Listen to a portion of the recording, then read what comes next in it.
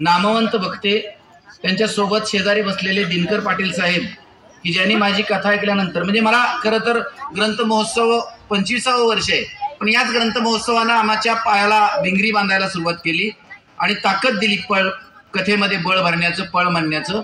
आणि म्हणून हा ग्रंथ महोत्सव मला खूप महत्वाचा वाटतो. ही 25 जी लेकरं आहेत ना, ही 15 लेकरं मागं बसलेली, बाळांनो तुम्ही उद्याचे महाराष्ट्रातले कथाकार आहात. आणि हे साधं सोपं नाही. तुम्हाला आजही स्टेज एकदम महत्वाचं वाटत नसेल कदाचित, पण जीवनामध्ये बदलवून टाकण्याचं सामर्थ्य या व्यासपीठावर आहे, या मंचावर आहे. त्यामुळं उद्याचा शंकर पाटील, उद्याचे दमा, उद्याचे आप्पासाहेब, उद्याचे बाबासाहेब परीट यातनं घडणार आहे, त्याची मला खात्री आहे. आणि हे सगळं श्रेय ह्या ग्रंथ महोत्सवातल्या सगळ्या कार्यकारिणीला आहे. मला खूप अभिमान वाटतो. खरं तर आज पाटणे सर, मला येण्याची परिस्थिती, दुसरा कुठलाही कार्यक्रम असताना मी नाकारला असतं, काही वाटेल ते करून मी ढोंग काढला असतो. आजारी पडलेल्याचं का होईना ढोंग काढता येतं माणसाला शेवटी, पण ते सुद्धा मी काढू शकलो नाही, कारण माझं या ग्रंथ महोत्सवावर खूप प्रेम आहे. आज आमचे काही मुलं मगाशी कंटाळली, जरा बाहेर गेली, पण त्यांना निश्चित दुःख वाटेल. तुम्ही ज्या वेळेला बाहेर जाल आणि सांगाल की आम्ही बाबा परटांची कथा ऐकली, अरे बाप रे बाप, आणि तुम्ही ज्या वेळेला सांगाल ना, त्यावेळेला त्यांना नक्की दुःख होईल. आणि चांगलं ऐकायला मिळायसाठी हा सगळा खटाटोप केलेला आहे. ही 15 मुलं तुम्हाला तुम्ही मगापासून, पण इथं तुम्हाला उभे करतायत पाटणे सर, त्यांची सगळी टीम. खरं तर 25 वर्ष हा यज्ञ सोपा नाहीये बाळानो, हे सोपं काम नाही. संयोजनाचं काम, गटाराचा वास बाळानो रस्त्यानं जाताना येतो, पण गुलाबाच्या फुलाचा वास नाकाला लावून गुलाबाचं फुल घ्यावा लागतो. चांगल्या गोष्टी जवळ जाऊन घ्याव्या लागतात. म्हणून चांगल्या गोष्टींसाठी बसलेल्या चांगल्या मुलांचं मनापासून कौतुक करतो, त्यांच्या गुरुजींचं कौतुक करतो, त्यांच्या बाईंचं कौतुक करतो. कारण गुरुजी आणि बाई ह्या गोष्टी खूप महत्वाच्या असतात जीवनामध्ये. ज्याला बाई चांगली मिळाली त्याचे आयुष्य बदलून जातं, म्हणजे ज्याच्या बाई आईसारखी मिळाली त्याचं जीवन बदलून जातं. म्हणजे तुमच्या घरात आई असते आणि शाळेतली आई, तिचं नाव फक्त बाई असतं, ती आईच असते, फक्त दुसरी आई असते. जन्म न दिलेली आई म्हणजे बाई असतात बाळानो. म्हणून त्यांनाही खूप जपायचं, त्यांचा शब्द मोडायचा नाही. आता मी तुमच्या कथेकडे वळतो. वळायच्या कथेकडं. तुम्हाला आवडते कथा?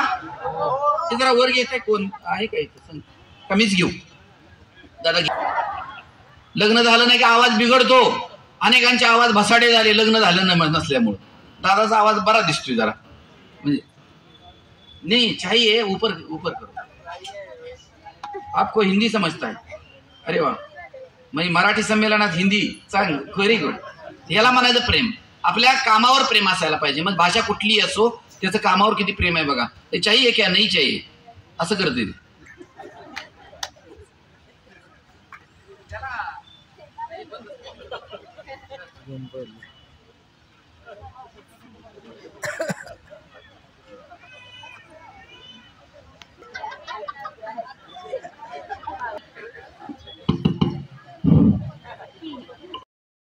इकडे बघते, त्याला हावभाव कळतात बरं, काही जरा बेंडल दिसते, ओळखले. मग कालवा करून गेली, पण हे जरा इकडे तिकडे बघून बोलते, त्याला भाषा कळे ना. कसं असतं, काही चार्लिन चॅप्लिनची भाषा होती का रे? किती मध्ये बाळानो, हे महत्वाचं आहे. मागल्या बाळानो, तुम्हाला काय सांगायचं, तुमचा दोष नाही. काही जे त्रुटी आहेत ना, त्या तुमच्या गुरुजीचे आहेत. साहेब बाळा, तुम्ही पुढे बसा, सगळी मुलं तुम्हाला बघायला मिळेल. आणि तुम्हाला मी नंतर तुमच्या समोर एक सेल्फी काढणार आहे. तुम्ही उद्याची कथा तुम्ही मला पुढे बसून ऐका. तुम्ही बाळानो लगेच उठला, ही काय उठणारी नाही तर खुर्चीला चिकटून बसणारी. खुर्ची सकट खाली जावं म्हणलं तरी जाणार नाही. तुम्हाला एक विनोद सांगतो. 20 मिनिटाची कथा सांगायची. हा, व्हेरी गुड. फक्त 20 मिनिट तुम्ही जागा सोडायची नाही. सोडणार नाही ना? छान. ओके, आवडेल ना तुम्हाला?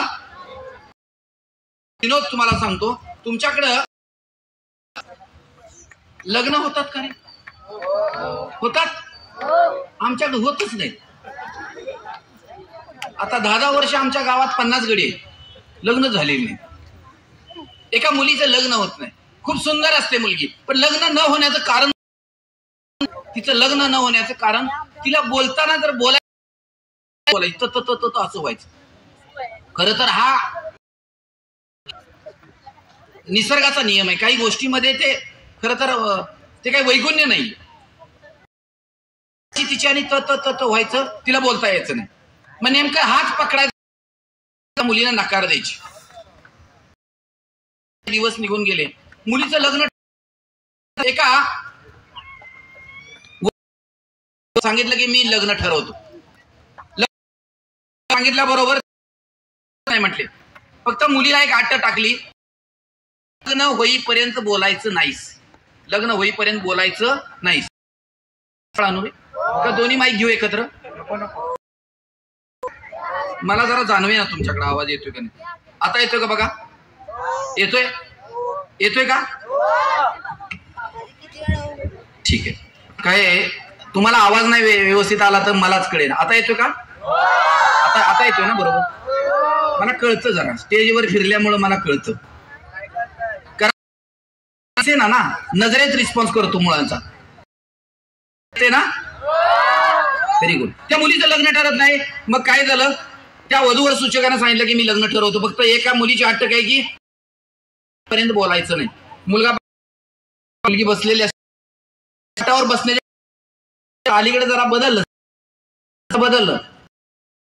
काळामध्ये ते पाटावर असं नवीन असं होतं. आता काय राहिलं नाही. मुलगी सांगते तुम्हाला पसंत नाही, जा. आणि पोर पाटणे सर आता याच्यावाले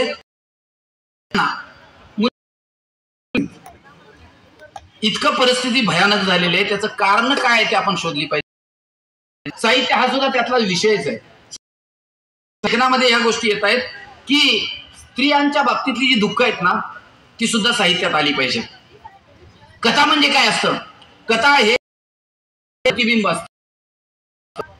बाळांनो, माणूस घेऊन गेल्यानंतर मी ज्या वेळेला जनावरांच्या मागचं शेण, मला कौतुक वाटायचं. ते शेण खाली पडलेलं ज्या वेळेला उचललं जातं, उचललेलं शेण सुद्धा दगड गोटे घेऊन उचलतं. ते तसं येत नाही. तसं शब्द ज्या वेळेला खाली त्यावेळेला त्या मातीचा वास त्या शब्दाला असणारा ते अस्सल साहित्य असतं. मातीचा वास असणार साहित्य घेऊन येत कथेला असला पाहिजे. बघा ऐकली त्याची कथा होत्या, म्हणजे मी आणि त्यांची कथा ऐकली. ह्या सगळ्या मुलांमध्ये खूप ते त्या गुरुजींनी जपावं. सर हा चांगलीच गोष्ट आहे, पण मला असं वाटतं आणि फिरतो आणि ज्या वेळेला मला असं वाटतं की एखादी कथेची कार्यशाळा हा वाङ्मयीन प्रकार, म्हणजे त्यामध्ये वक्तृत्व नाट्य आलं पाहिजे, त्यामध्ये अभिनय आला पाहिजे, त्यामध्ये एकपात्री असलं पाहिजे. या सगळ्याचा मिलाप बरोबर चपकल बसतो. म्हणजे काही वेळेला होऊन जातो, काही वेळेला तर असं न होता या सगळ्यांचा मिलाप झाला पाहिजे. भाषण कथेमध्ये तुम्ही जागा थोडीशी सोडली तरी भाषणामध्ये तुम्ही इथून वरचच भाग हलवला पाहिजे. म्हणजे भाषण आणि कथेमध्ये ज्या वेळेला नाट्यचेटीच्या बाबतीत तर काही वेळेला आपण नाट्यचेट एकपात्री असेल तर तुम्ही सगळ्या स्टेजवर फिरला तरी चालतं, पण कथेच्या अंगाने जात असताना तुम्ही काही मर्यादा पाळूनच काही वेळेला अभिनिवेश एवढा करतात की तो उपद्रव ठरतो कथेला. तर ह्या सगळ्या गोष्टींसाठी एखादी चांगली घेतली तरी चालेल. तुम्ही निवडक मुलं गोळा करा आणि मग कधी मी पुन्हा त्या मुलांसाठी वेगळी कार्यशाळा घेऊन कथाकथन कसं करायचं याबद्दल आपण मार्गदर्शन करू. मी तुमच्या पुढे लग्नाचा दिवस अंतरपाठ धरलाय, मुलगी या बाजूला मुलगा त्या बाजूला. त्या मुलीला सांगितले अक्षता पडेपर्यंत बोलायचं नाही. तेवढाच एक भुंगा येतो पटकन तिच्या पायात पडतो. पायात पडलेला भुंगा तिच्या लक्षात येतं की पायात पडलेला भुंगा तिच्या दिशेने येतोय. त्या मुलगी त्या भोंग्याकडे बघते, जोरदार असा पाय आपल्या बरोबर भुंगा पिचे मूळ तेज त्या अंतरपाठाकडे जातं. अंतरपाठातनं पलीकडे जातो. तिच्या लक्षात येतं हा भुंगा बरोबर आता अंतरपाठाच्या पलीकडे गेलाय, म्हणजे आपण सुरक्षित आहे. पलीकडे गेल्याबरोबर तो भुंगा बरोबर मुलगा उभा आहे. त्या मुलाच्या बरोबर दिशेनं निघालेला भुंगा बघते आणि मुलगीच्या लक्षात येतं चुकून वाकून अक्षता सुरू झाल्या आणि तो जर भुंगा त्याच्या पायावर चढला आणि जर पॅन्टीत घुसला तर डिस्को डान्स करील. म्हणून तिच्या लक्षात आल्यावर आता काय करावं, आपल्याला सांगितले बोलायचं नाही, ती शांत बघत बसते. थोडा वेळ निघून जातो आणि तिला तो भुंगा त्याच्या जवळ जातोय, त्याचं त्याच्याकडे भुंग्याकडे लक्ष नसतं, त्याचं पाखराकडे लक्ष असतं नवरदेवाचं. त्याचं पुढं असतं ना, त्या अंतरपाठाकडे बघायला सांगितलेलं, तिकडं लक्ष असतं. तेवढ्या त्या मुलीला न राहून ती म्हणते तिडा तिडा तिडा घोटाळा. काय सांगितलं होतं, बोलायचं नाही. तर त्या अक्षदा पडायच्या अगोदरच मुलगी म्हणत्या तिडा तिडा तिडा तिडा. तर तुटाय तुटाय वाटतं सव्वाशीर असतो.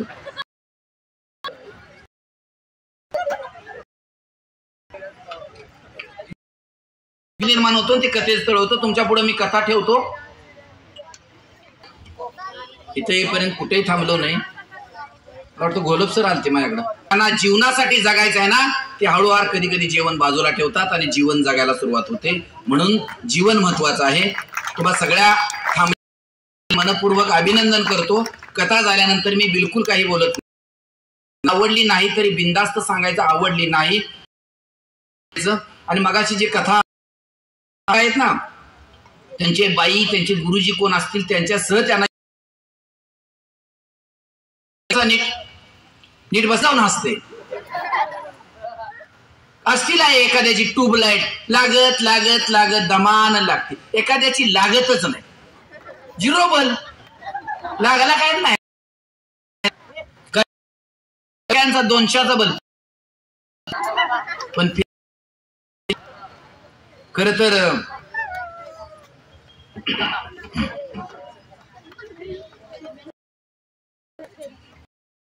खासदार व्यंकटेश माडगुळकर या त्रयींनी कथाकथनाची वाङ्मयीन परंपरा आणि ती परंपरा वामनदादा हो तिथून पुढे तिसऱ्या पिढीमध्ये पुढे नेली.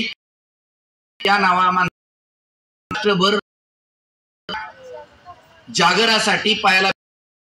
त्यानंतरच्या चौथ्या पिढीमध्ये आता आम्ही फिरतो आहोत कथाकथना. मी भाग्यवान यासाठी आहे, दिनकर पाटील शंकर पाटलांना कधी बघितलं नाही. शंकर पाटलांची कथा मला ऐकायला मिळाली नाही. की 81वा अखिल भारतीय साहित्य संमेलन सांगलीला भरलं. त्या संमेलनामध्ये दमा साधन करण्याची संधी पहिल्यांदा मिळाली. त्यानंतर मी आणि सगळ्या साहित्य संमेलनामध्ये आम्ही एकत्र होतो. पुण्याच्या बालगंधर्व चांगले कथाकथनाचे कार्यक्रम झाले. चौथ्या पिढीची डायरेक्ट खर तर